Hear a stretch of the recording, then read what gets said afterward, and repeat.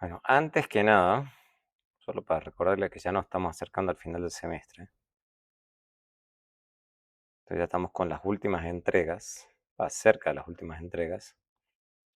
Bueno, primero que el segundo parcial es la semana que viene. Entonces estamos a 8, 10, 15, 17 es el segundo parcial. Y ya tienen este viernes la 10ª entrega. Tienen la 10ª, 11, 12, la 13 que es la presentación oral. Con el profesor Nicolás hicimos un pequeño cambio, no por voluntad propia, sino porque fue requerido respecto de las entregas del trabajo. No, las entregas de todo el trabajo, básicamente. Entonces, bueno, la 10ª no cambia demasiado, es la misma. O sea, es básicamente presentar las regresiones ya las estimaciones de las regresiones que habían hecho en las entregas anteriores. Eso es todo, eso no es difícil. Pero veamos las otras entregas. En la entrega de la introducción, ahora lo que yo ya hice, pues ya me di cuenta que hay gente que está demasiado dormida en la clase. Es lo mismo, lo único que les cambié fueron dos cosas. Primero, que en vez de darle las estructuras, porque no siguen el archivo con la estructura, entonces he dicho, bueno, la única que me queda es pegárselo ahí, porque si no, no hacen caso. Así son. Entonces, la única diferencia ahora esto está igual, pero ahora lo que hemos cambiado es que tienen que citar dos trabajos. Pueden citar más, si tienen ganas, pero sí tienen que citar dos trabajos científicos. Obviamente, conectados con el tema que están haciendo, no cualquier cosa. No me voy a buscar cualquier cosa y la pongo ahí. No, tiene que ser algo conectado con lo que están haciendo, conectado con la pregunta. ¿Ok? Tienen tiempo, obviamente. Esta entrega va después del segundo parcial. ¿Ok? Va el 31 de octubre, entonces hay tiempo para que busquen qué les parece interesante. Normalmente uno nunca encuentra las citas a la primera, sino que uno se demora un poco hasta encontrar algo que a uno le convenza y que esté conectado y que puedan citar.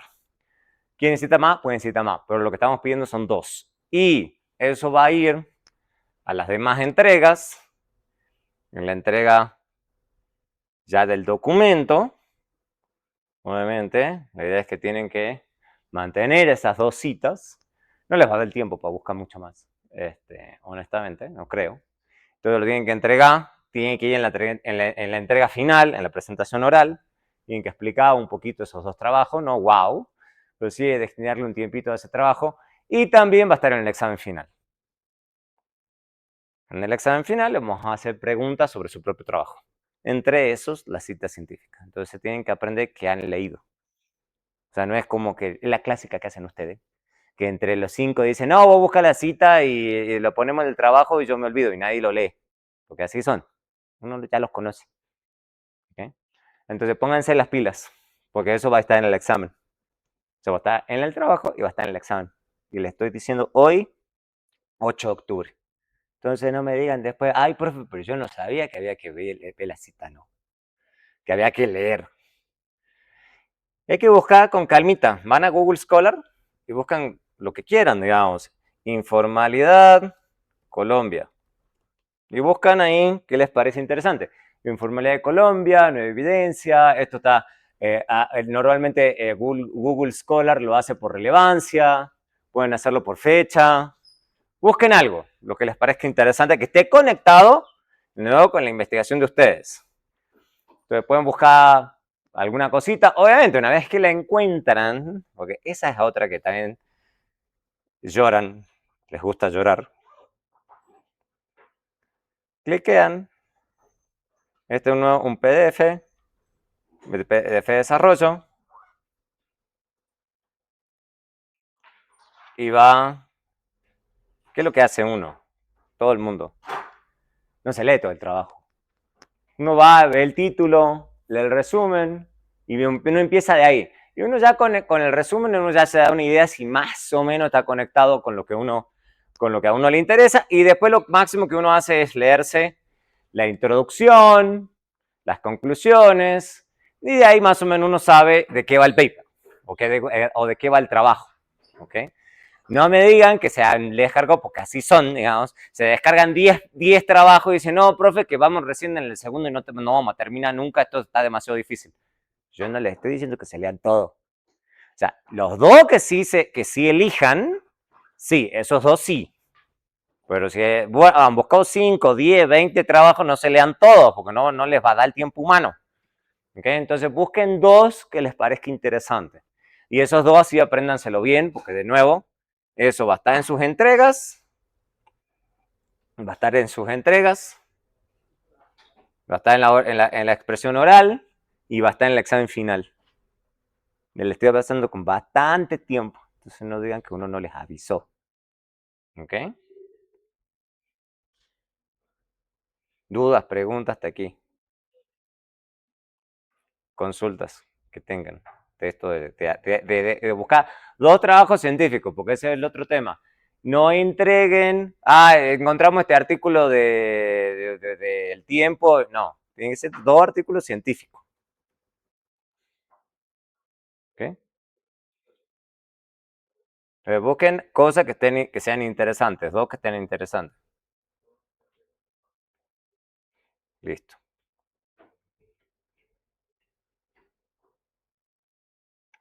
No, habíamos quedado la clase pasada en esto de las especificaciones. No acá, un poco más adelante. Hemos visto los temas de las variables proxy. Ahora, errores de medición. Errores de medición es un tema aburrido, hay que decir la verdad. Tampoco nos vamos a endulzar todos los temas. Error de medición es una curiosidad un poquito más teórica, digamos, que práctica. La gente vamos a ver, básicamente, cuando uno considera que la variable que uno está midiendo no está súper bien medida. Típicamente siempre es el caso, que las unidades no están súper bien medidas. El tema, la pregunta que uno se hace en la teoría y en la práctica, es cuando es un problema, cuando ese error al medir la variable puede ser un problema. Entonces, supongamos que y estrella es la variable que queremos explicar, la dependiente. Entonces, este es el modelo que queremos estimar. Es el modelo que quisiéramos estimar, con y estrella. La idea es que no, de nuevo, pareció lo de la proxy, por eso está organizado así. La idea es que suponemos que este modelo sí cumple con el modelo Gauss-Markov, pero en vez de tener y estrella, tenemos y. O sea, básicamente tenemos una medida que no es exactamente y estrella, sino y solamente. Entonces, la idea es que y no mide perfectamente a y estrella, sino, ¿para qué es que habla de esto?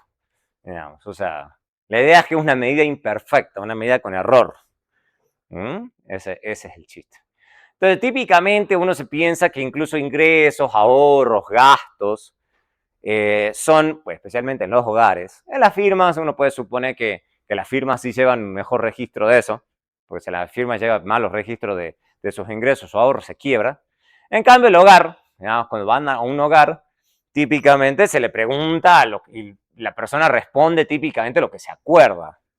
Es muy raro que una persona, un hogar, lleve unos registros perfectos de ese tipo de cosas. Entonces la pregunta es, dado que sabemos que esa limitación existe, que la gente declara un poco mal sus variables, bueno, ¿cómo se puede, en qué caso va a haber problemas con eso? Entonces la idea es que hay algún error de medición que sufre la medida que tenemos. Ese es el planteo de tipo teórico. Entonces la idea es que hay una distancia entre lo que quisiéramos medir y la medición que tenemos. Hay un error, básicamente. Ahí sí es error, no es muy poblacional ni nada. Es error. Hay un error de medición que queremos considerar. Dado eso, lo que pensamos es que la medida ideal es la medida que observamos menos ese error. Es simplemente ordena términos. No es difícil. Entonces, básicamente lo que estamos haciendo es esto. Eso es lo que estamos haciendo. Y, obviamente, reordenando términos, nos queda esto. Esto es lo que realmente estamos estimando. Entonces ya no tenemos, bajo esta visión, bajo esta óptica, ya U, sino que es U más el error de medición que sufre la medida. Esto lo habíamos mencionado hace rato, en la primera, segunda clase que lo habíamos mencionado, que decíamos que esto era cualquier cosa que afecta y además algún término de error. Bueno, ahí está, algún error de medición en Y. ¿Okay? Entonces, está metido acá adentro, está metido acá dentro del término de error, que es el que realmente estamos usando. Entonces, ahora tenemos ese nuevo término de error. Entonces, la idea es que normalmente el grueso de la gente va y directamente hace caso omiso de eso. ¿Saben? Es una postura. La mayoría de la gente dice, sí, yo sé que es imperfecto, pero sigo. O sea, ya, chao. Ahora, la pregunta es, ok, pero ¿bajo qué escenario podemos proceder así? ¿Bajo qué escenario podemos decir, eso, lo dejo a un costado, no me importa? Listo. Pensemos eso. ¿Ok? ¿Cuándo se puede suponer que ese error de medición sigue llevándome a estimaciones insesgadas? Bueno, hay diferentes escenarios. Dado que el modelo original cumple con los supuestos de caso Markov, obviamente la esperanza de U condicional en X es igual a 0, porque estamos suponiendo que la medida condicional de U es condicional en todos los regresores es igual a 0. Listo, dicho eso, podemos suponer que esto también es cierto. Bueno, porque si esto es cierto, es el escenario ideal donde podemos suponer que no hay problemas. ¿Ok? Entonces, normalmente lo que se supone es que I es independiente de los regresores. Si uno hace eso, ya sí, eso es suficiente. Entonces, eso es suficiente con suponer eso. Si suponemos, por ejemplo, supongan ustedes que están encuestando hogares, y ustedes tienen características de los hogares que están metidos dentro de los X, y uno asume, por ejemplo, que los hogares en general, si ellos sobreestiman o subestiman sus ingresos, sus ahorros, sus gastos, pero eso no está realmente correlacionado, digamos, con nada.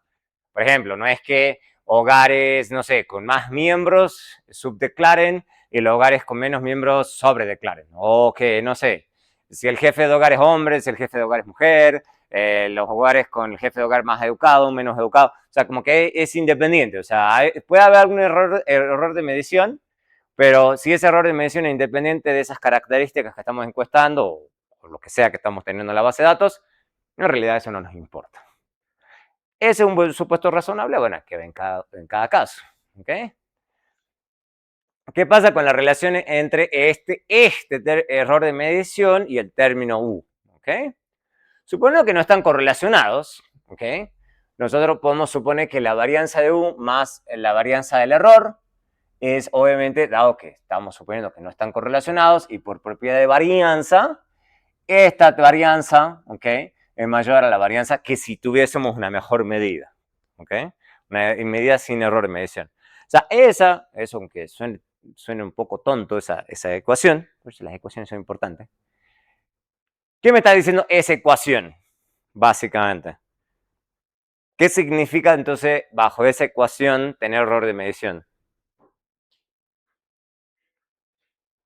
¿Qué me va a pasar? ¿Qué consecuencia voy a tener? Respecto del escenario ideal donde no hay errores de medición.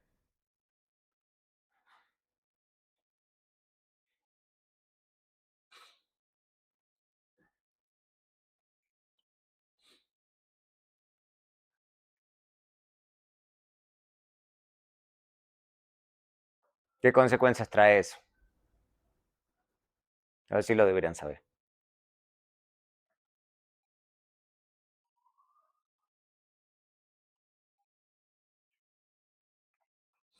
Piensen en términos de la varianza de U.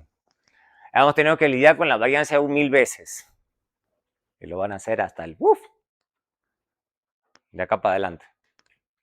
Ya hemos dicho de la varianza de U. ¿Qué pasaba cuando había mucha varianza de U? Esto es medio parecido a eso.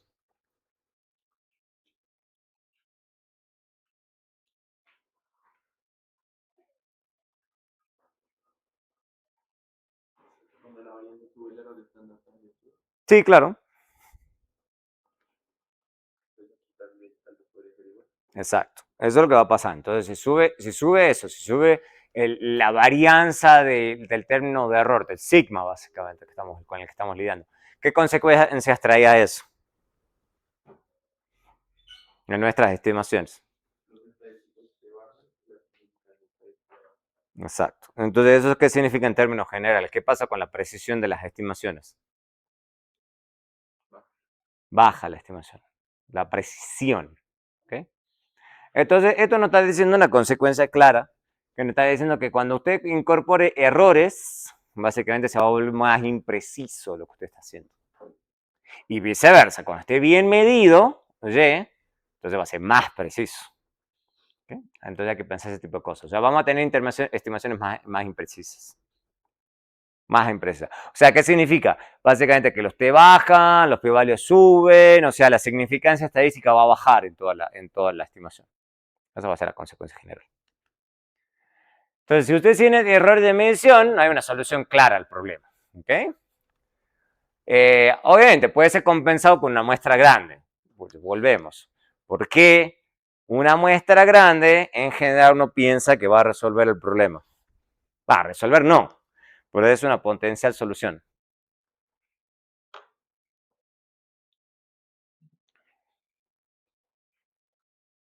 Porque siempre queremos muestras grandes.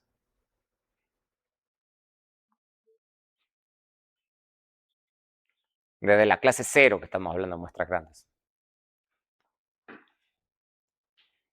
¿Por qué siempre queremos muestras grandes?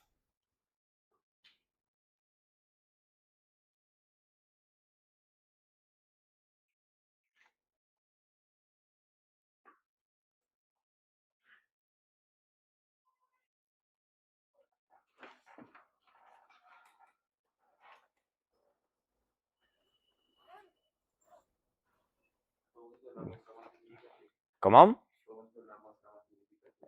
Bueno, una muestra más significativa, no. ¿Qué queremos que sea significativo? Exacto, las estimaciones. ¿Okay? ¿Qué queremos que sea? Que sea significativo significa que queremos que sea ¿qué?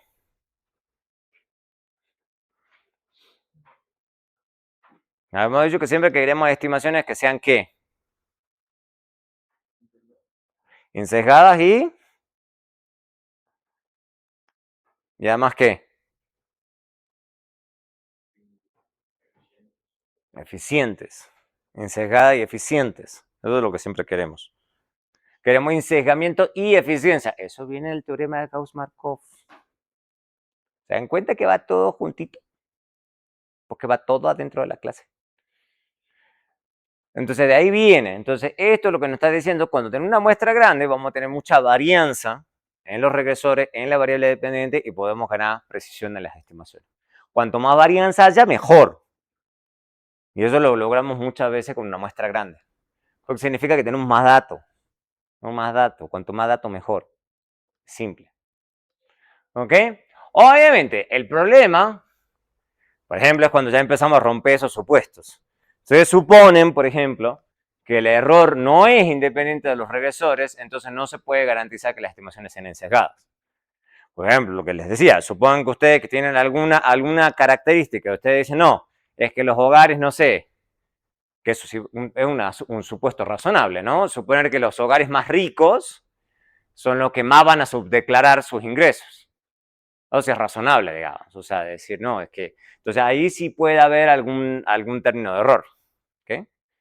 ¿Ok? Por ejemplo, ingresos anuales reportados y la binaria de asalariado, por ejemplo. Esa es una buena cosa. Este es otro ejemplo. Entonces, ¿por qué en este caso, si yo tengo esta binaria, yo puedo suponer que hay una correlación diferente a cero entre el error de medición y los ingresos declarados por cada uno de estos grupos de trabajadores? ¿Por qué tiene sentido?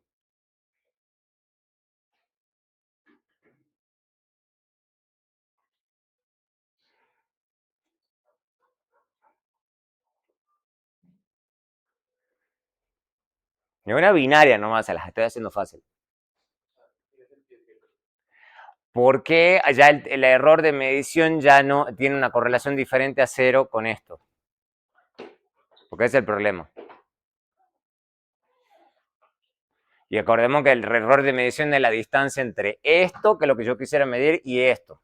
Entre lo que yo realmente quisiera ver y lo que realmente la gente me declara en la encuesta.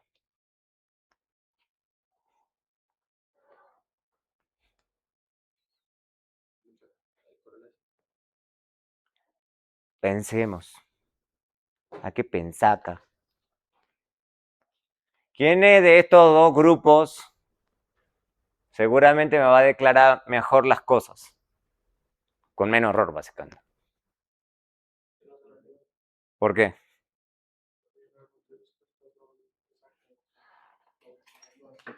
¿Cómo?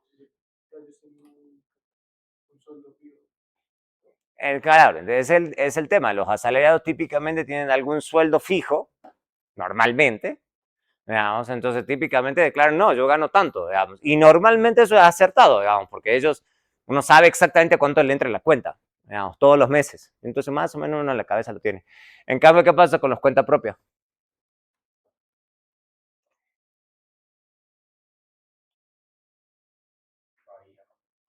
No hay mucho, porque no tienen un empleador el cuenta propia, trabajan independiente, digamos, entonces hay meses que ganan más y meses que ganan menos.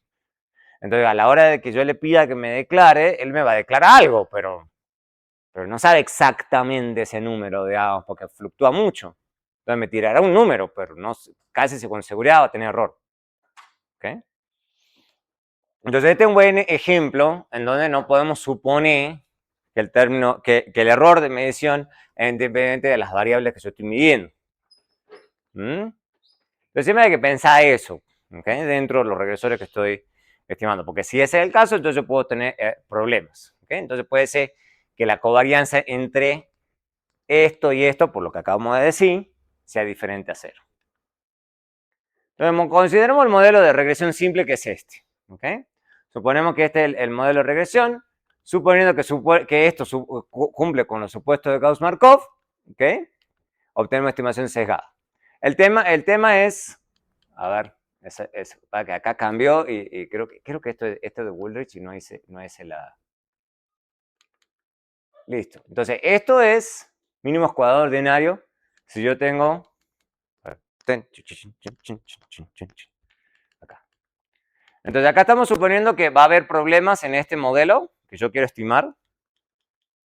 Acá. Acá. Si es que en cualquier momento yo supongo que el error de medición está correlacionado con alguno de los regresores. Listo. Eso es cierto. Dicho eso, ¿qué pasa? Pero entonces tengo un error de medición al medir Y. ¿Qué pasa si, en cambio, eso es otro tema, si yo tengo error de medición en un regresor? Porque acabamos de hablar el caso, acá, entonces cerramos el caso ahora, abrimos otro nuevo. ¿Qué pasa si lo que tengo mal medido no es Y, sino X, alguna de las X? Entonces supongan que ustedes quisieran medir esto, y esto cumple con los supuestos de Gauss-Markov, pero no tenemos acceso a X1 estrella, sino a X1. O sea, acá lo que está mal medido es el regresor, no la variable dependiente. Entonces, suponemos de nuevo que hay un error de medición, que es la distancia entre lo que me reportan y X. ¿Okay? La pregunta es sobre si eso es un problema. Bueno, si suponemos, por ejemplo, que la esperanza de eso es 0, o sea, básicamente que el error en promedio da 0, está bien, es una posibilidad. Básicamente puedo suponer que esto es cierto. No es difícil de ver. O sea, básicamente que X no afecta a H estrella una vez sea controlado por X1 estrella. ¿Okay? Algo así. Pero estamos acá evaluando otro caso. ¿Mm? ¿Qué pasa si reemplazamos entonces X1 estrella por X1 en este escenario? Vamos a tener que hacer otro supuesto. O sea, entonces vamos a suponer esto, que no es del todo loco, suponer que en promedio el error es 0. O sea, hay errores positivos y negativos, pero en promedio es 0. Pero tenemos que hacer este supuesto adicional, que la covarianza entre X1 y el error también es 0. Vamos a ver por qué, obviamente. Bajo este supuesto, y es simplemente usar propiedad de covarianza, lo que pasa es que como esto lo vimos recién en el repaso hace 1000 años, ya se lo olvidaron, pero lo toca repasar. Porque esas son las demostraciones que puedo poner en el examen. Les puedo poner esto. Y es simplemente usar propiedad de covarianza, no es tan difícil, lo que pasa es que hay que ponerse a estudiar. Entonces, dicho eso, ¿okay? Entonces pueden escribir esto acá. O sea, simplemente reemplazan el X1 con el término error. Dicho eso, pueden escribirlo así. Y así, por propiedad de covarianza. Y esto como la covarianza es en la misma variable, esto es la varianza. Y como la varianza de E, recordemos que estamos haciendo este supuesto, estamos suponiendo que estas dos cosas suman 0. Para que esto sea cierto, porque estamos haciendo ese supuesto. Si esto es cierto, entonces básicamente estamos diciendo que la covarianza entre X1 estrella y el error de medición es igual a menos la varianza, que esto típicamente es diferente a 0. ¿Okay? No, nunca supe. A ver, será muy raro suponer que la varianza tiene es igual a 0, porque si la varianza es igual a 0, una constante. Todo conectando puntos, ¿no? Entonces, podemos reescribir todo esto y decir, bueno, entonces lo que puedo hacer es, en vez de escribir esto, puedo escribir la expresión y tener esto que está acá adentro. O sea, volvemos, ¿no? Que no me digan, uy, qué difícil. Es difícil, es simplemente, en vez de escribir esto, lo reordeno términos y sustituyo. No es una cosa tan complicada esta ecuación. Si esto le parece difícil, cuando se meten en el álgebra matricial, le dice que van a sufrir. Entonces, si esto es cierto, entonces tenemos esto, la covarianza. Pues recuerden que siempre quiero que la covarianza entre los regresores y el término de error, que viene a ser un nuevo término de error, sea siempre 0, para que yo pueda acercarme a eso de la esperanza de U condicional en X igual a 0. Entonces quiero ver sobre si esto es 0. Entonces veamos si esto es 0 o no. Entonces veo esto, propiedad de covarianzas. Esto es cierto por propiedad de covarianzas. Y de nuevo puedo hacer el siguiente paso por propiedad de covarianzas. Puedo sacar factor común, beta 1, y entonces tengo x1u, x1e, que ya hemos supuesto que es 0 y 0. ¿Okay? Acá arriba está. ¿Okay? X1e, y arriba también estamos suponiendo. Estamos suponiendo que cumple con los supuestos de Gauss-Markov, entonces el modelo original tiene que ser esto. Entonces eso es cierto. Entonces uno sí llega a estimaciones incegadas, bajo estos supuestos. Entonces no hay problema, digamos. Si hay error de medición en un regresor, uno puede demostrar que uno vuelve a tener estimaciones sesgadas. Obviamente, no sé por qué esto no lo puedo bajar más. Hoy está como más subidito. A mano no lo puedo bajar más. Traté de bajar más y no puedo. Si se agrega más regresor, el resultado se mantiene. ¿Okay? Eso es básicamente lo que dice. Ah, que se ve horrible. Listo.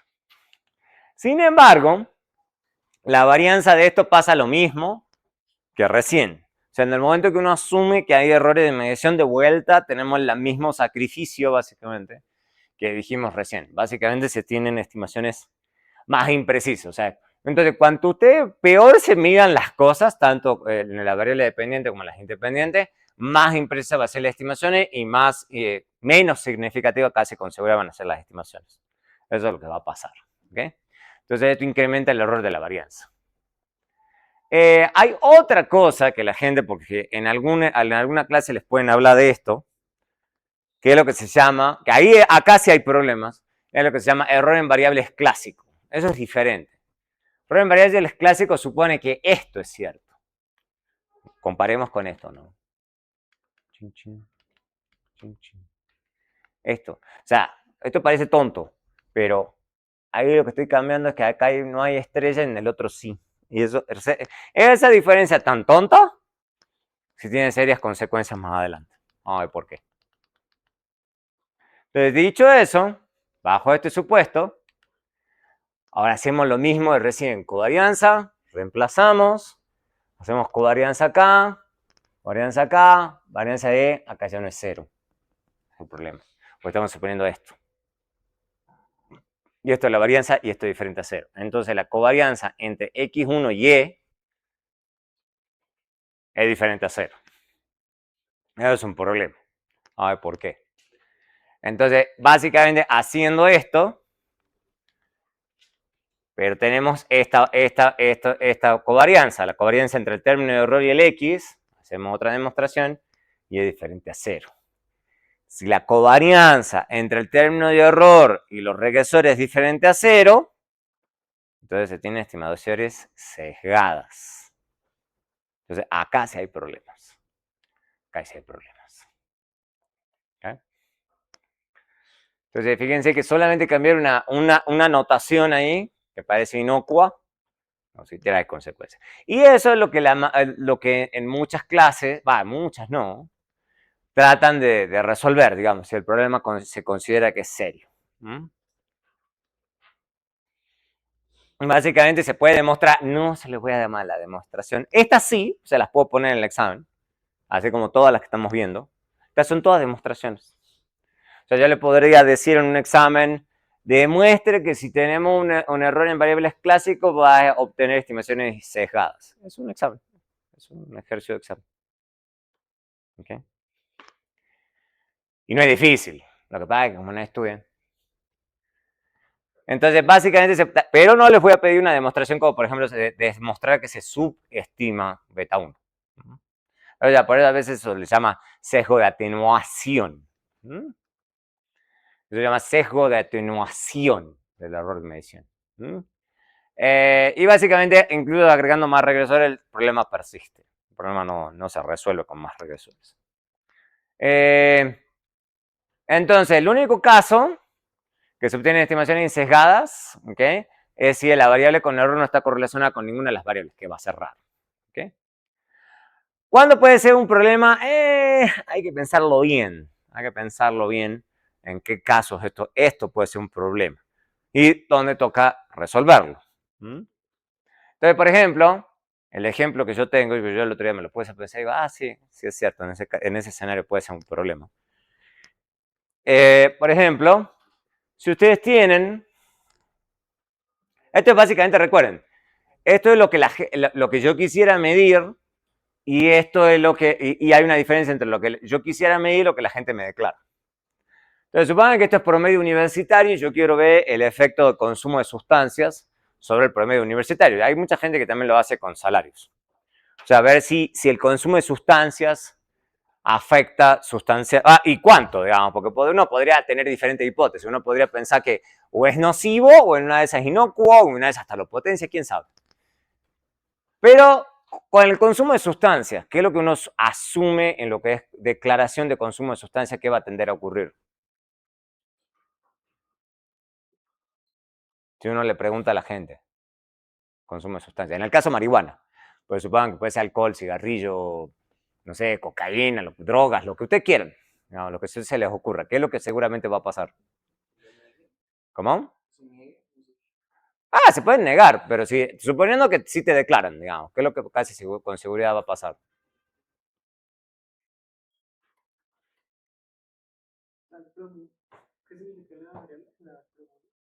Por medio universitario. Pero eso no nos importa marihuana. A ver, sean honestos, ¿ustedes le dicen a sus papás realmente cuánto toman?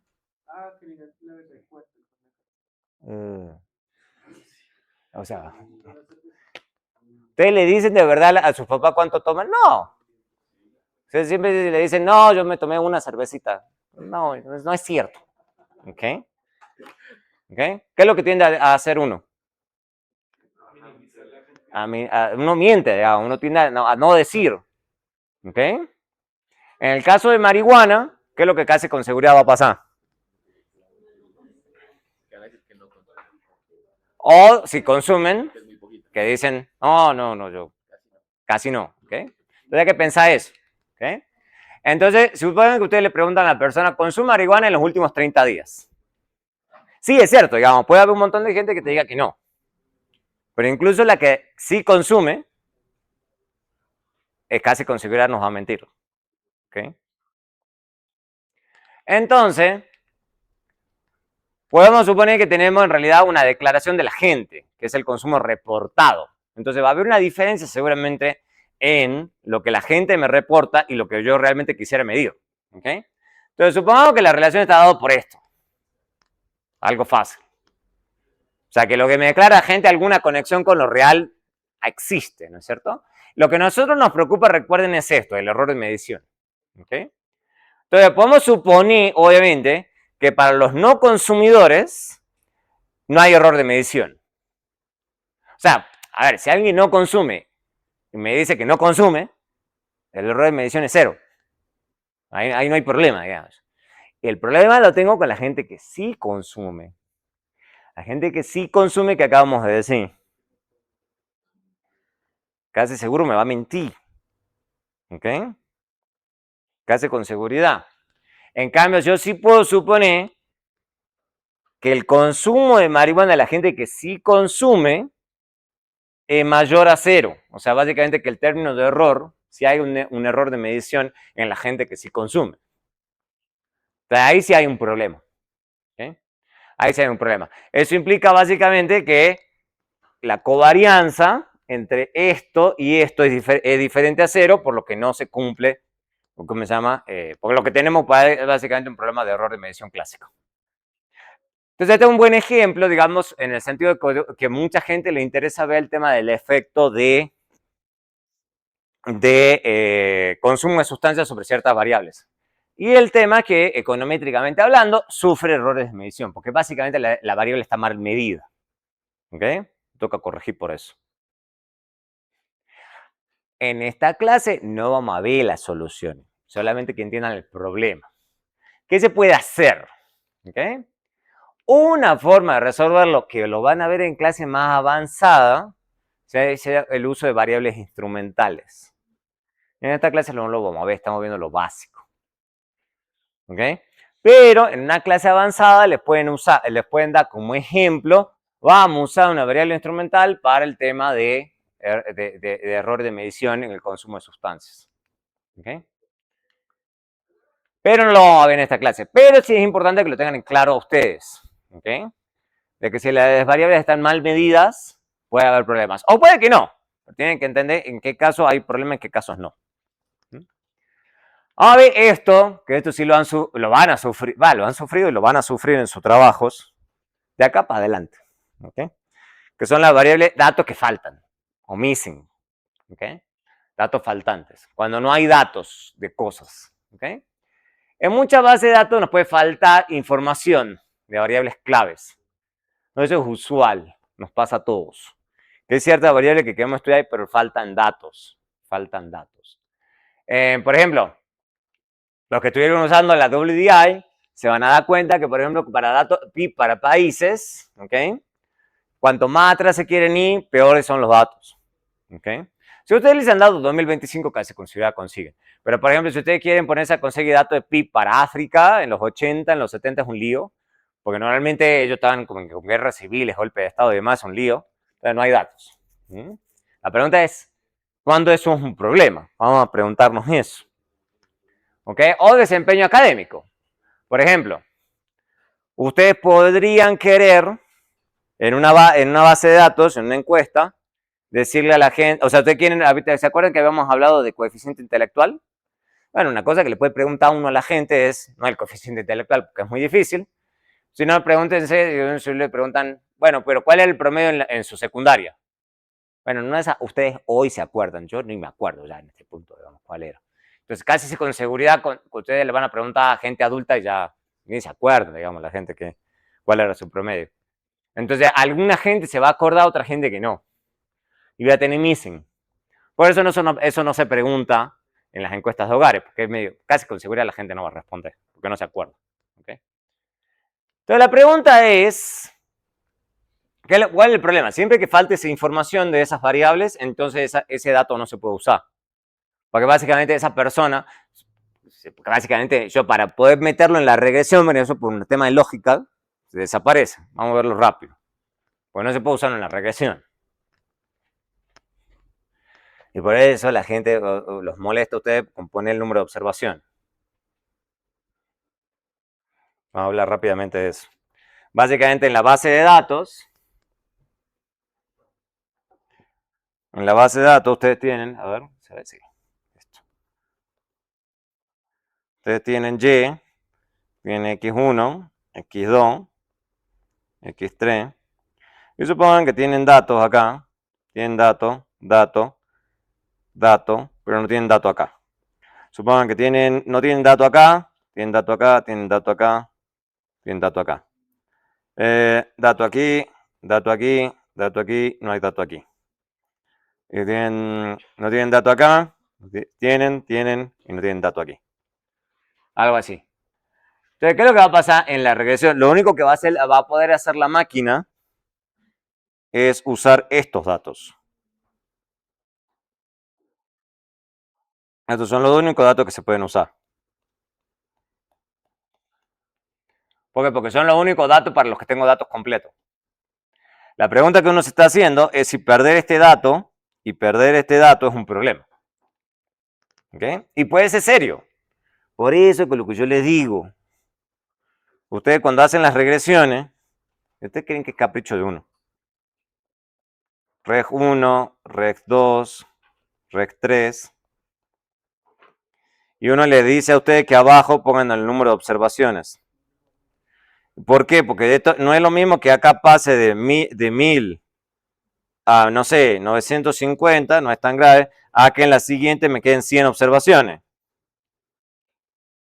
O sea, acá sí llama la atención, o sea, hay algún problema grave. ¿Ok? ¿O por qué pasó? Entonces a la gente sí le importa este tipo de cosas. Parece aburrido, pero sí les importa.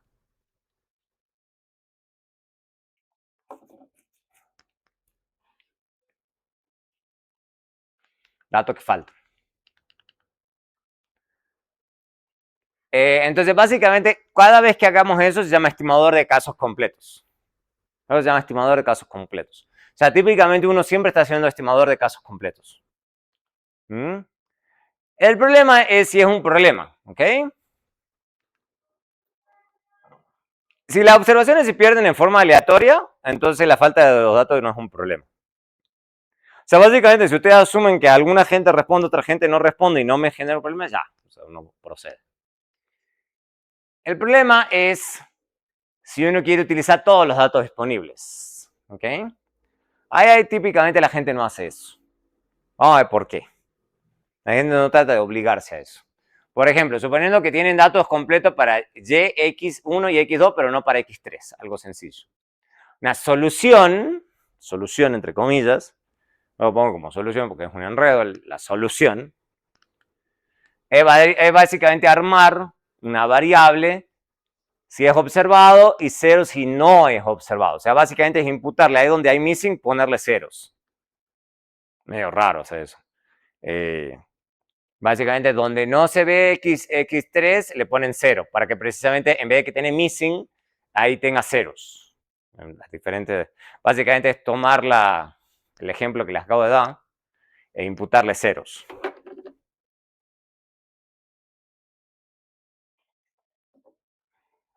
O sea, agarrar esta variable que es la x3 que acabo de mencionar y en vez de que no tenga datos, le ponen 0 acá. Eso es lo que está haciendo. Eso es lo que estoy indicando ahí en la diapositiva. Para querer obligar a que los datos de esa variable, las observaciones de esa variable sí se usen. Es una posibilidad, es medio raro. Y después lo hacen al revés. Acá hacen otra donde tienen 1 y 0. ¿Ok? 1 y 0. Una binaria. ¿Ok? Básicamente lo que están queriendo hacer es correr contra estas variables que esta no tiene ningún missing y esta no tiene ningún missing. Entonces es una forma de obligar a la regresión a usar todos los datos. Sí, se puede, digamos. El problema es que para que sean sesgadas, requiere que X3 no esté correlacionado ni con X1, ni con X2, ni con ningún otro regresor que agreguemos. Eso es fuertísimo. O sea, es muy raro conseguir un ejemplo como ese. Además, uno tiene que tener serias motivaciones para hacer algo como esto. Es un supuesto súper fuerte. ¿Okay? Por ejemplo, el estimador de casos completos no requiere para obtener estimaciones sesgadas. Entonces, típicamente uno sacrifica esa variable, digamos, de última. Incluso si es una variable importante, por eso yo les he dicho a ustedes que se fijen cuando tengan variables que faltan. Si faltan muchos datos de alguna variable que quieren estudiar, piénsenlo bien si lo ponen en la regresión o no. ¿Okay? Que van a tener este problema. Obviamente, pueden llenar, que eso es otra posibilidad, llenar los datos faltantes con estimaciones. Esa es otra posibilidad. No imputarle 0, sino usar una estimación. Pero en esta clase al menos no lo vamos a ver. Pero existe, por ejemplo. Existe, por ejemplo, utilizar luminosidad satelital para aproximar el PIB de los países. Esa es una posibilidad y de hecho se ha vuelto bastante famoso, digamos, hacer eso. O sea, eso fue una idea. Vamos a hablar un segundo de eso, porque es súper divertido hacer eso. Y hoy en día, mucha gente, dado que hay tanto dato hoy en día, la gente trata de explotarlo. Básicamente eso surgió de una idea de una gente. Pues, ¿cuál es la fuente de información de mapas hoy en día? La máxima que se usa para todo. Lo usan todos los días, no me digan que no saben. Google Maps. O sea, me quedan mirando ahí como mapas. ¿Cuáles mapas? Google Maps. O sea, a ver. Entonces surgió una muy buena idea, interesante, de Corea. La Corea, me imagino que saben que hay un Corea del Sur, Corea del Norte, ¿no? Espero que no estén tan perdidos en el mundo. La Corea del Sur, Corea del Norte. ¿Cuál de los dos uno asume que es el lugar más pobre? El norte, ¿no? El sur que uno asume. Como la del sur, entonces del sur y el norte. ¿Cuál es el problema de Corea del Norte? Corea del Norte es una dictadura y normalmente las dictaduras tratan de no dar mucha información estadística porque no les gusta mostrarle al mundo qué mal les va, básicamente. Pero ellos no pueden evitar que haya un satélite en el cielo, digamos, que saca fotos, digamos, o sea, básicamente, esos son datos satelitales para armar mapas. O sea, los mapas no son unos cartógrafos, lo de Google, o sea, ellos descargan, sacan la foto y de ahí sacan los mapas, ¿no? Por la duda. Entonces, lo que sí tienen entonces ustedes es por las noches, luminosidad del sur y luminosidad del norte. Y eso lo pueden hacer para un montón de lugares. Entonces, ¿cuál es la presunción? Que por el dato, yo sí tengo datos del PIB para Corea del Sur, pero no tengo datos de PIB para Corea del Norte. ¿Ok? Esto es igual a missing, básicamente. Punto. En cambio, si tengo algún dato, algún número, qué sé yo, 1, 2, 5, 20, no sé, cualquier cosa. Entonces, aquí uno asume, digamos. Entonces, donde yo tengo los datos, y estos datos de luminosidad, vienen a ser su X. Entonces, ¿qué están haciendo, digamos? Están corriendo una regresión en donde ustedes sí tienen datos contra la luminosidad. El X es la luminosidad. Entonces, lo que se hace, básicamente, en base a este modelo, sacan Y sombrero, en base a determinada luminosidad, y se lo imputan a este dato en base a la luminosidad que sí tengo. Porque yo sí tengo datos de la luminosidad de Corea del Norte. En base o sea, entonces yo no tengo datos de esto, del PIB, pero sí tengo datos de la luminosidad. Entonces, básicamente, con el dato de luminosidad termino calculando el PIB. Esa es más o menos la técnica. ¿Ok? Eso hoy en día se está usando mucho. ¿Ok? Y se usa más de lo que uno cree, porque, por ejemplo, uno de lo que uno puede querer es, por ejemplo, datos, que se usa para mucho. O sea, es que luminosidad es apenas un ejemplo. Yo sé que, por ejemplo, hoy en día están haciendo mucho análisis, por ejemplo, con los, vamos a ver si tengo acá sí, acá. Entonces tienen verdes, niveles de verde. Entonces hay lugares muy verdes, lugares poco verdes y lugares casi no son verdes. Entonces la idea es tratar de estimar deforestación gracias a eso. Interesante, digamos. Entonces tratan de estimar la evolución de la deforestación con datos satelitales. Entonces hay mucho dato, mucha técnica hoy en día con temas de datos satelitales. Y se trata de imputar datos y sacar extrapolaciones. Entonces, como les digo, esto de Y sombrerito, entonces Y sombrerito puede ser súper importante. ¿Okay? Entonces, si bien en econometría nos concentramos mucho en los betas, a concentrarte en el Y sombrero puede ser importante. ¿Okay? Y hay toda una literatura infinita en eso. ¿Okay? Entonces, si ven algún curso de forecasting o ahora lo que se está más de moda, que es Machine Learning o IA, o sea, que es toda esa cosa tratando de que la máquina le haga las estimaciones a uno, buenísimo. O sea, traten de tomar. Está bueno. Como para que vean que no es solamente mínimos cuadrados, Gauss-Markov, hay un mundo ahí.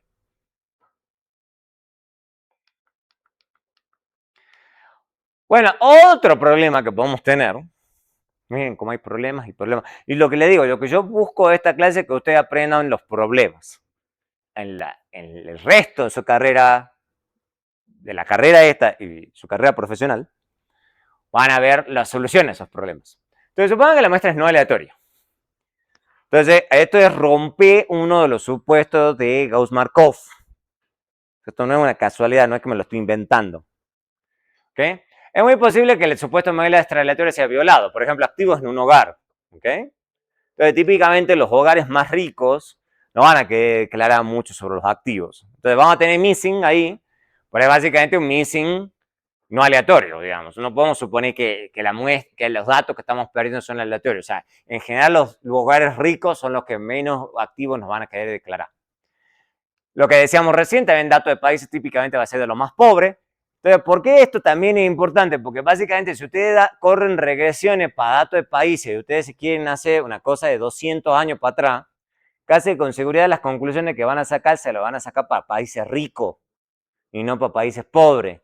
Y es muy difícil extrapolar las cosas que ustedes saquen para países ricos, extrapolarlas para países pobres. Entonces hay que pensar ese tipo de cosas.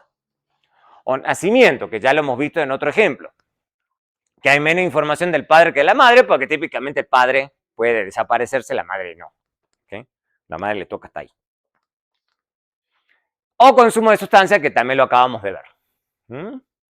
En todos esos casos, vamos a tener, es difícil obtener estimaciones insesgadas. Casi con seguridad vamos a tener, o sea, estimaciones insesgadas en el sentido que sea algo que aplique para todo el mundo. Que aplique para todo el mundo. Obviamente, se puede elegir una muestra en base a variables independientes, también llamado selección exógena. Okay, supongan que ustedes quieren una función de ahorro, quieren estimar esto, eso es una posibilidad. Entonces tienen ahorro, ingreso, edad y tamaño de familia. Ok, es una posibilidad. Y la muestra que tenemos solo encuestó a personas de 35 años más. O sea, básicamente sabemos exactamente que la muestra para la que vamos a estimar está, se dice truncado, censurada, en edad, que es una variable dependiente. Pero ustedes saben exactamente qué pasó. ¿Okay? Básicamente se encuestó a esa gente, nada más. Ustedes saben exactamente eso. O sea, tienen buena información. Esta muestra es no aleatoria, obviamente. ¿Ok? Pero así, incluso así se puede obtener estimaciones insesgadas. ¿Por qué? Porque van a suponer, sencillamente, por eso cuando ustedes ven en alguna estimación o gráfico o estadísticas, se ponen una nota al pie, este tipo de cosas. Porque básicamente lo que se hace es decir, bueno, o sea, se sabe esto, pero se asume, o sea, para que usted sepa, se encuestó solamente a los de 35, entonces aplica a los de 35 y ya. Pero para por lo menos a los más de 35 es válido. ¿Okay? Porque se asume, digamos, que esta es la misma para cualquier subconjunto de la población. ¿Okay? Se asume que esto es constante. Se asume que esto es constante. Pero que aplica a la gente de más de 35. Obviamente, ¿qué pasa si la cosa está con la variable dependiente? Eso se llama selección muestral endógena. Entonces, supongan que acá lo están haciendo en base a la independiente, que es edad, que acá está en la variable dependiente. Eso se llama endógeno. ¿Okay? Entonces, ahí siempre hay sesgos. Ahí siempre hay sesgos, ahí sí hay problemas. ¿Okay? Supongan que quieren riqueza ustedes y tienen este dato. ¿Okay? Pero solo se encuentran en la familia con una riqueza menor a 500 millones. Ahí sí es un lío. O sea, porque tendrían que suponer que lo que aplica a la gente que tiene menos de 500 millones de riqueza aplica también a la gente más de 500 millones. Y a la gente sí le cuesta decir eso. O sea, ahí sí ya no sé. Y casi con seguridad uno considera que eso es sesgado. Por lo menos sesgado si uno se quiere salir de esta muestra, obvio. ¿Okay? Ahí la muestra es no aleatoria porque está basada en la variable dependiente. ¿Okay? Eso lleva, obviamente, sí a que esté sesgado. Sí. Por lo menos si uno quiere hablar para toda la población. Porque obviamente hablar de gente que tiene riqueza de 500 o menos es una muestra no aleatoria de la población, claramente. ¿Okay? Obviamente, si uno lo quiere aplicar a toda la población, va a ser sesgado. Va a ser sesgado.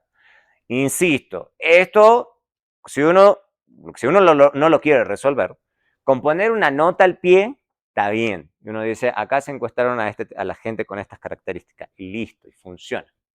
¿Ok? Si se define claramente cómo está restringida la muestra, se puede proceder con una advertencia. ¿Ok? De que solo se aplica a la muestra restringida. ¿Ok?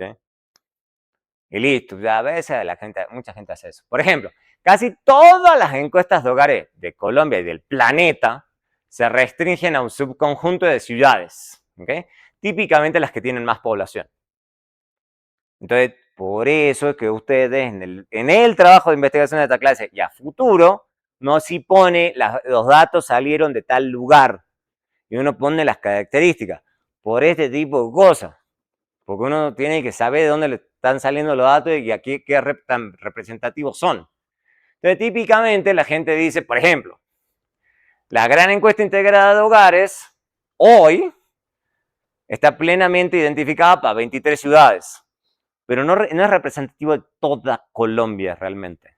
No es un censo. Los censos sí, lo que pasa es que los censos son caros. ¿Okay? Entonces, es el típico problema. Es el típico problema. Y por eso hay que ser muy claro sobre lo que uno está haciendo. Y de dónde salieron los datos y qué tan representativos son. Otro caso de muestra son un poco más sutiles. Estos sí son los difíciles. ¿Ok? Estos sí son los difíciles. Que, por ejemplo, supongan que ustedes quieren estimar la función de ingresos laborales. Y tienen ingreso laboral, educación, edad y experiencia. ¿Todo bien? Es una posibilidad. El problema es que el ingreso laboral lo observamos solo para las personas que están trabajando. O sea, entonces están descartando en esa estimación a la gente desempleada o a la gente inactiva, porque básicamente para esa gente no hay datos. Medio obvio, digamos, porque ustedes le preguntan cuánto gana usted y no ganan nada, entonces ahí hay missing. Pero sí tenemos datos de educación, edad y experiencia. Entonces se considera que eso se llama un ejemplo de truncamiento incidental, porque depende de que la persona esté trabajando. ¿Okay? Esa es la idea. En ese caso, digamos, hay métodos econométricos para resolver ese problema de truncamiento incidental. No lo vamos a ver en esta clase. Quizás si algún profe de avanzada se los quiere dar, se los puede dar. Quizás. Pero es para que sepan cuando les hablen de eso. O le hablen de lo que se llama Heckit. Porque Heckman fue el que se le ocurrió cómo resolver esto. Esa es una posibilidad. No es muy difícil de resolver, pero no lo vamos a ver en esta clase. Porque ahí nos toca meternos en modelos Probit, Logit y demás.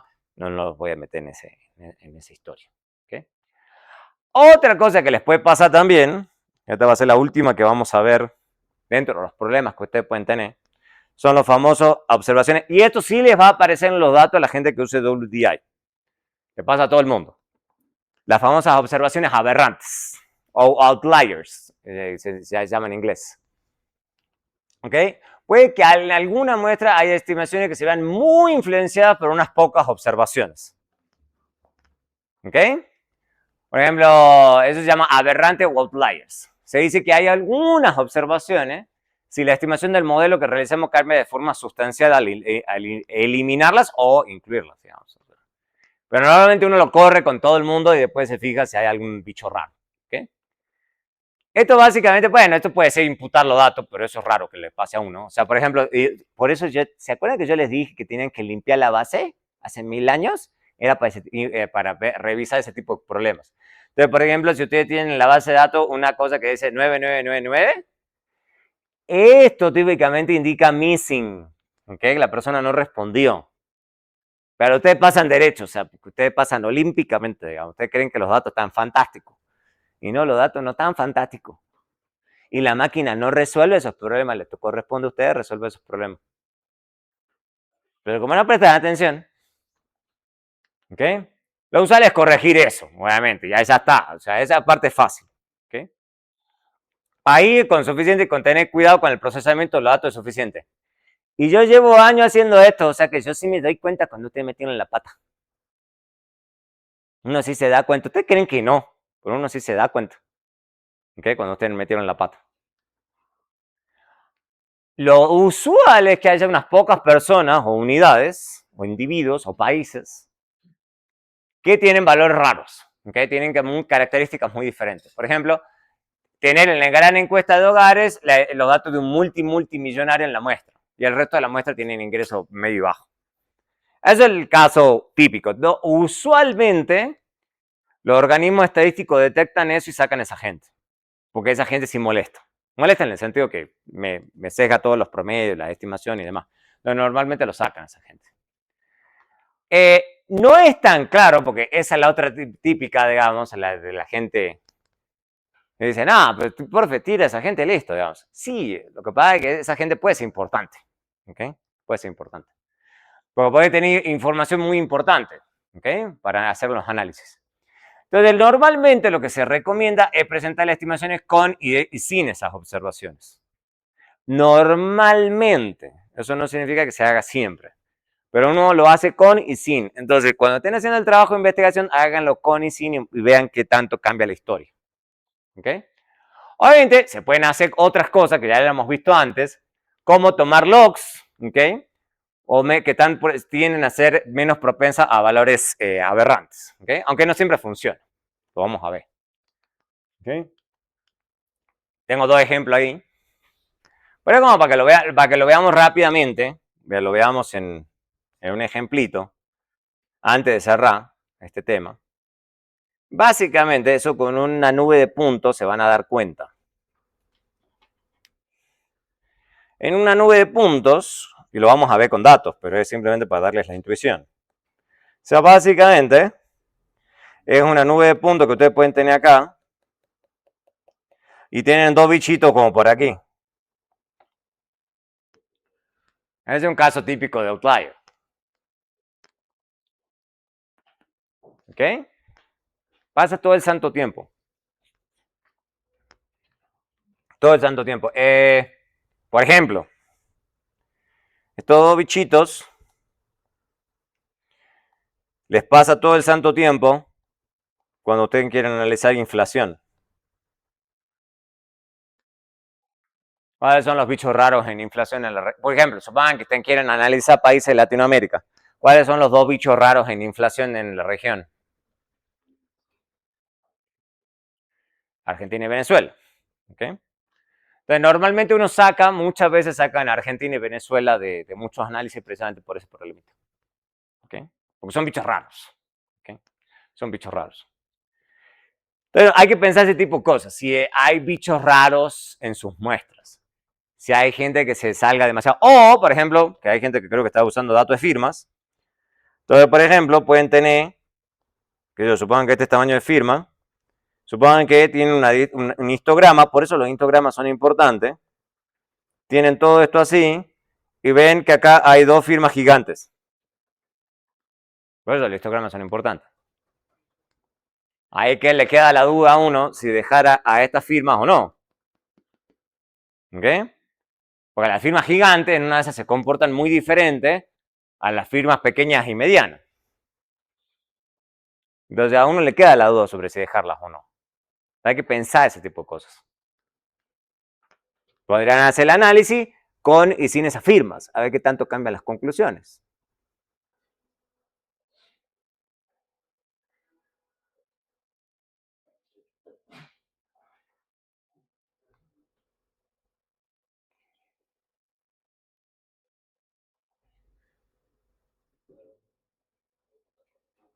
El primero no es este.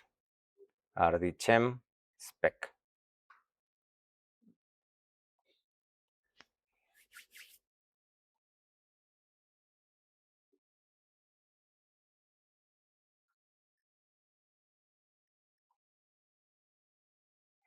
Listo. Entonces, antes de correrlo, lo puedo correr mientras les voy explicando lo que está pasando. No. Me explica acá. Entonces acá, como siempre, cargamos los módulos y acá se va a tratar, digamos, de hacer un scatter plot, como les digo, con los scatter uno se da cuenta, de intensidad en investigación y desarrollo y ventas. ¿Okay? Ya con eso a nosotros nos interesa, ¿por qué? Porque más abajo lo que queremos hacer es correr la regresión de investigación y desarrollo contra ventas. Entonces, lo que uno debería comenzar haciendo un scatter plot de estas dos variables a ver si hay algún bicho raro. ¿Okay? Y vamos a ver eso, vamos a ver. Entonces, este scatter plot y vamos a ver si hay algún bicho raro viendo solamente el scatter plot y después lo vamos a hacer con diferentes técnicas. ¿Ok? Vamos hasta ahí. Vamos hasta acá.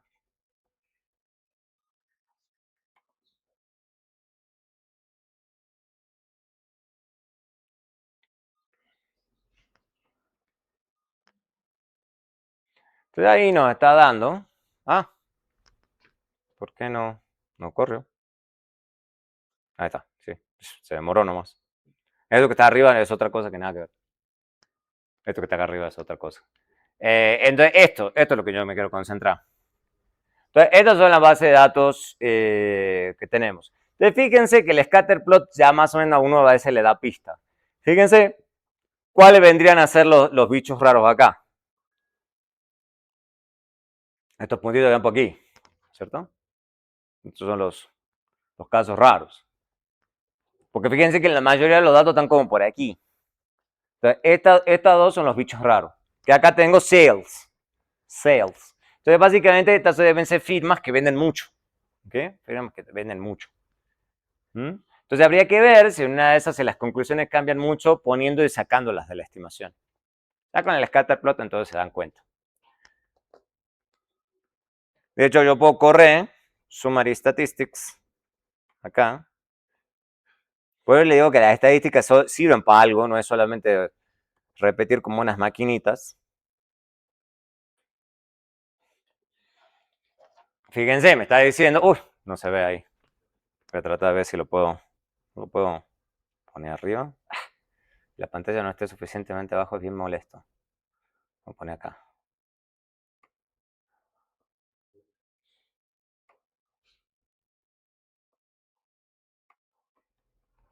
Entonces nos fijemos, y ahí está, por eso pongo toda la distribución.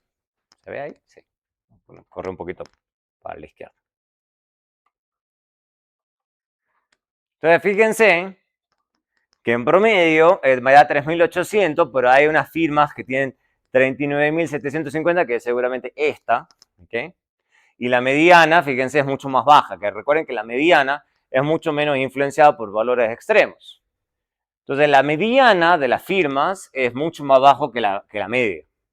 Entonces, eso me está diciendo que esta media está muy influenciada por algunos valores extremos. Para eso sirve la estadística descriptiva. No es un capricho, no es como una curiosidad así matemática. Sirve para eso. Para detectar bichos raros. Entonces, supongamos ustedes que corran los diferentes modelos. Ya les voy a mostrar directamente todo. A ver qué tanto cambian los resultados.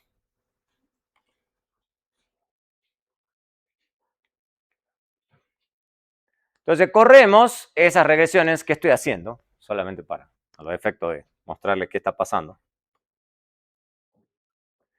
Estoy eliminando esa gente.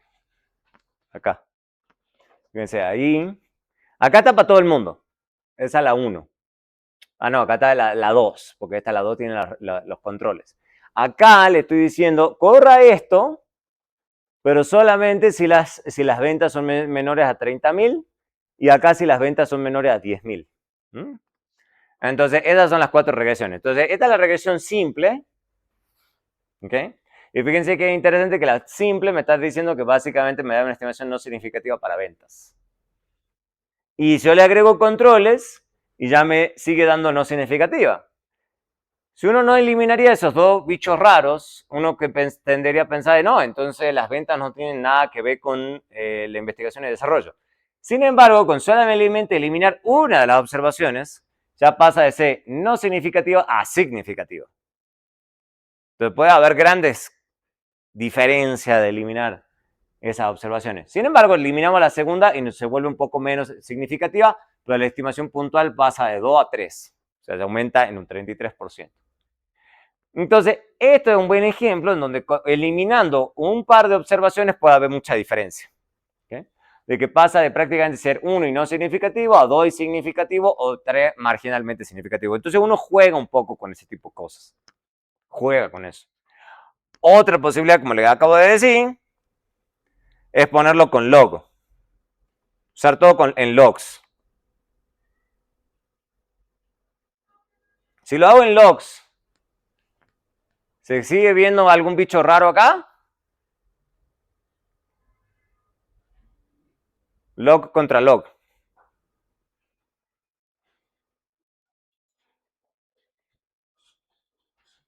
¿Se ve algo raro ahí? No, se ve bien. ¿Okay? Entonces, a veces simplemente con log la cosa ya funciona mejor. La cosa funciona mejor. Y ahí ya uno ya presume que quizás, por eso yo les digo que las entregas anteriores del trabajo de investigación no están escritas en piedra. Porque puede ser que en las últimas etapas digan, no, profe, nos dimos cuenta que en log funciona mejor. Y está bien, no pasa nada. Puede ser que funcione mejor. Puede pasar. Entonces ahora nos fijemos las mismas regresiones, pero todo en logs.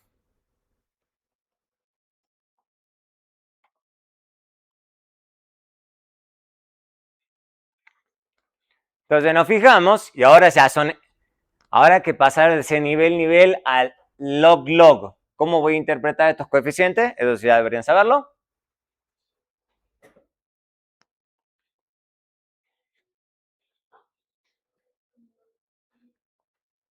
Como elasticidades. Si no lo ven, están en problema. Ahora nos fijamos, que fíjense, acá nos da 0.07, le agregamos control, nos da 0.042. Fíjense, he eliminado una observación y ya da 0.808. ¿Ok? Y acá sí hay algún cambio grande, digamos, ¿ve? Fíjense, 0.051. Entonces, incluso en este escenario, a pesar de que todo me da significativo, las estimaciones puntuales se ven bastante diferentes, especialmente entre la 3 y la 4. ¿Ok? Solamente que ahí estamos eliminando dos observaciones. Que de 30, que es bastante. Pero ahí es donde uno está jugando, digamos, a ver qué tanto evoluciona la cosa. Les toca a ustedes elegir cuál de todas puede ser más interesante. ¿Okay? Uno puede argumentar que en una de esto es más representativo del grueso de la firma, pero esto está explotando más todos los datos. Bueno, hay que tomar una decisión. Hay que tomar una decisión porque las estimaciones claramente son muy diferentes.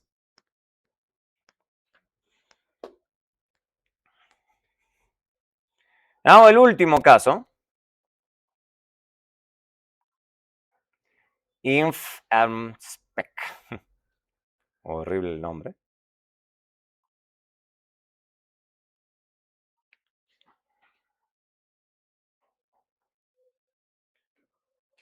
Eso. Listo. Entonces, acá vamos a hacer algo un poquito diferente. Vamos a hacer unas estadísticas descriptivas.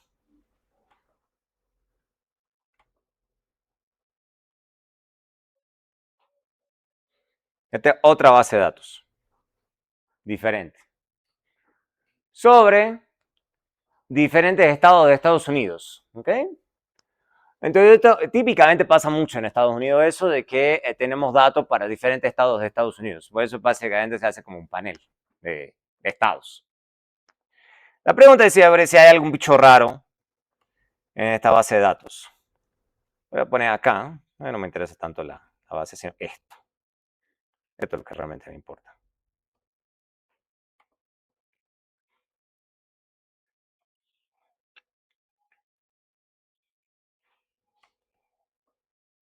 Si usted ve en esa nube de puntos, en esa nube de puntos, ¿cuál evidentemente son los puntos raros? Los de arriba, ¿ok? Estos que están acá. Están acá. Resulta que ese es Washington, D.C. O sea, no lo voy a poner porque no, tengo que poner la próxima vez que tengan números los estados. Puedo hacerlo.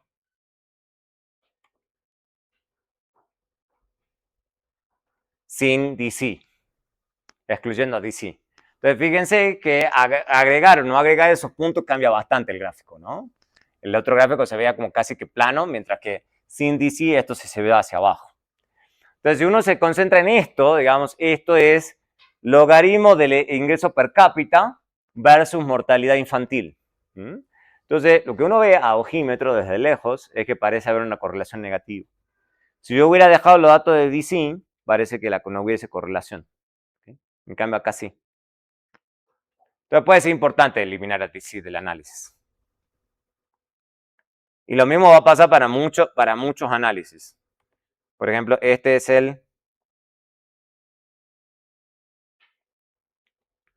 esto es médicos y mortalidad infantil. Ya, ¿ok? Entonces allá de nuevo está DC. Es que DC es un bicho raro, digamos, en Estados Unidos. Es básicamente como si fuera como la Bogotá, digamos, de allá. O sea, es muy chiquito y tiene muchos indicadores peculiares, pero uno puede enfocarse en el resto del país. Si uno se saca a DC, entonces de nuevo, se ve claramente que los médicos parecen tener una correlación negativa con la mortalidad infantil. De nuevo, porque DC es un bicho raro. Y así lo podemos hacer para varias variables. Entonces veamos qué pasa si ponemos y no ponemos a DC en el análisis.